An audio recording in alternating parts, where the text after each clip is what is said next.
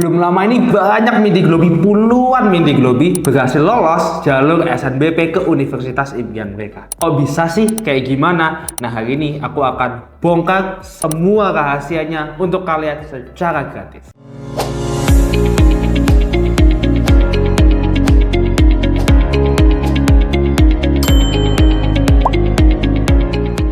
Hai semua, selamat datang di channel YouTube Globi, number one coaching for international competitions. Balik lagi bersama aku, Coach Fikri, founder dan CEO dari Globi.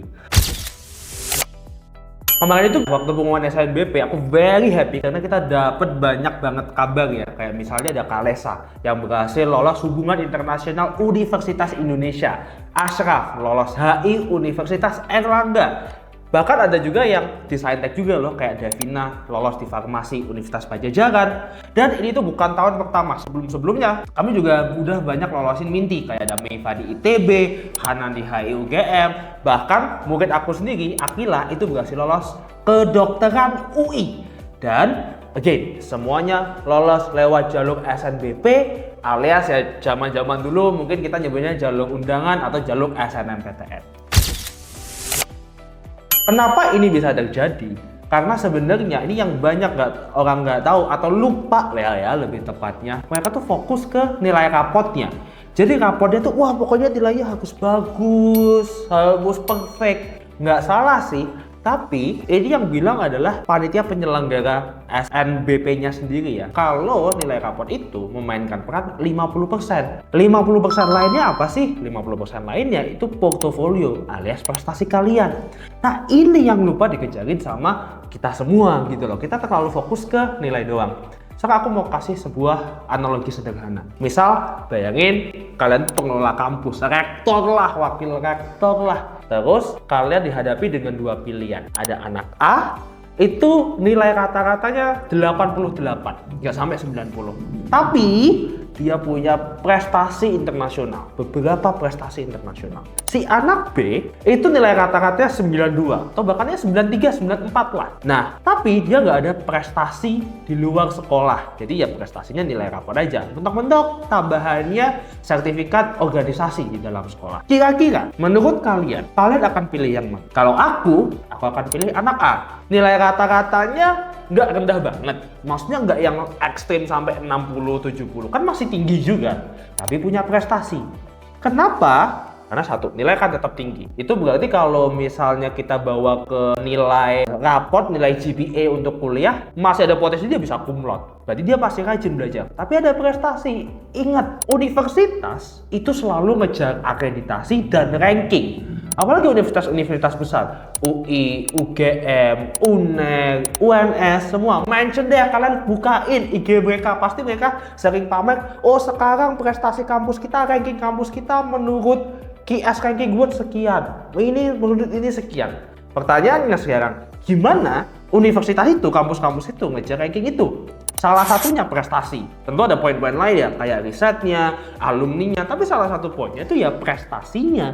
Sehingga ketika kita menerima anak yang berprestasi, besar kemungkinannya mereka akan lanjutkan prestasinya. Mereka akan ikut lomba-lomba lagi. Nilainya buat siapa kalau nggak buat universitas? Itu point of view-nya. Jadi kalau ada yang sering bilang kan kemarin tuh ya ada rame ya di sosial media kita, nilai aku lebih rendah tapi aku lolos, atau aku nilainya lebih tinggi tapi kok kenapa ranking di bawah aku lolos dengan jurusan yang sama, dengan universitas yang sama, sekolah yang sama. Kenapa ya? Karena salah satu jawabannya adalah prestasinya. Dan yang mungkin kita nggak tahu adalah kadang-kadang prestasi itu juga diem-diem gitu loh. Nggak semua orang juga selalu kayak, wah aku menang, soal kayak, aku menang. Nggak juga bro, nggak semua orang kayak gitu. Ada yang diem-diem juga. Mungkin kalian nggak tahu kalau teman kalian punya prestasi sendiri. Jadi salah satu poinnya adalah tingkatkan prestasi. Mungkin sekarang pertanyaannya adalah, tipe lomba macam apa gitu, prestasi macam apa yang kita tuh bisa meningkatin potensi kita untuk keterima SNBP. Tentu banyak kompetisi-kompetisi yang sangat bergengsi, misal kayak olimpiade, terus atau misalnya olahraga yang di levelnya sampai nasional, misal kalau kalian main sepak bola kalian sampai ke timnas dan lain-lain.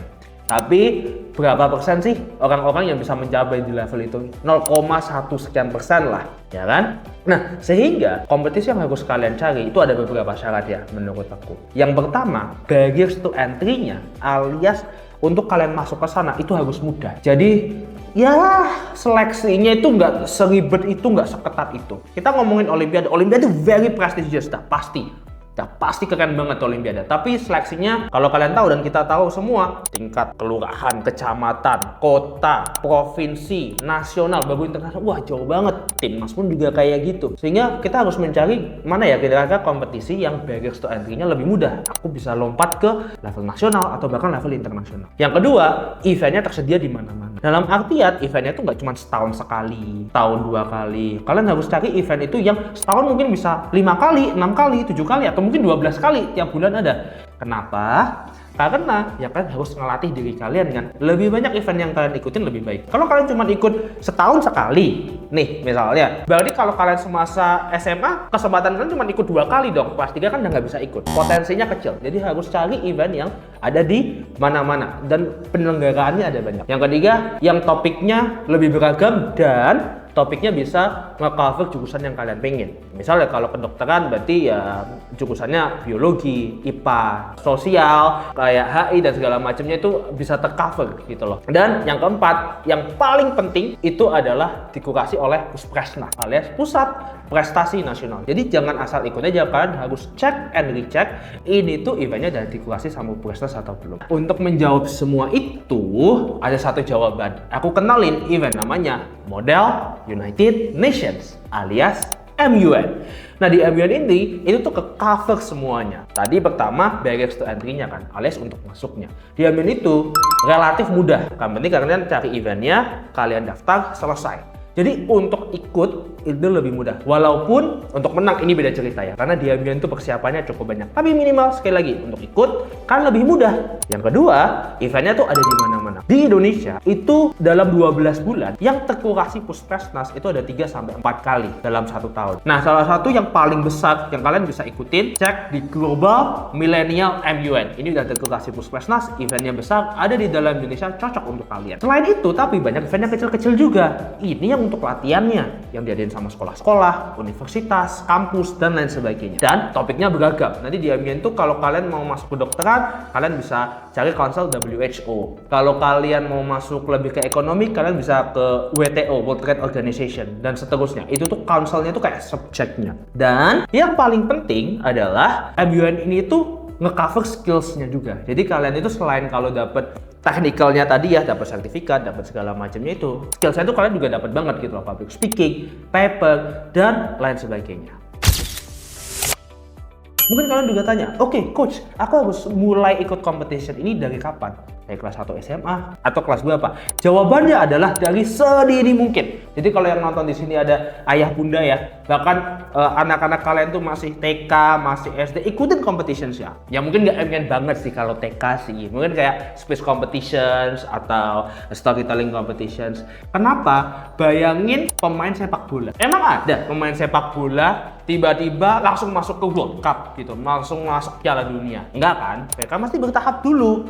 Level lokal dulu, level internasional, level nasional, dan sebagainya. Apalagi kalau lomba-lomba yang kau kasih Puspresnas, itu tuh lombanya itu tuh pasti sulit lah, kompetitif banget. Makanya harus mulai dari sekarang gitu. Jadi sedini mungkin untuk ngelatih, untuk ngebiasain. Nah, by the way, kalau kalian mau konsultasi lebih lanjut lah, terutama untuk portofolio lombanya, bikinin timeline, atau mungkin butuh coach yang ngedampingin, nah kalian bisa kontak nomor di atas ini. Langsung konsultasi bareng admin Globi, nanti kita akan kasih tahu, bantuin kalian. Dan nanti kalau ketemu sama coachnya di Globi, kita private coaching. Jadi nanti akan private coaching bantuin, oh ini kayaknya cocok buat ini, kompetisi option lainnya ada ini, targetnya lebih ini, dan seterusnya dan seterusnya. Semoga video kali ini membantu. Semangat untuk kalian yang mempersiapkan SNBP, mempersiapkan ke kampus impian kalian. Semoga next year-nya itu menjadi rezeki kalian. Oke, sampai jumpa dan jangan lupa untuk subscribe, comment, dan follow. Bye!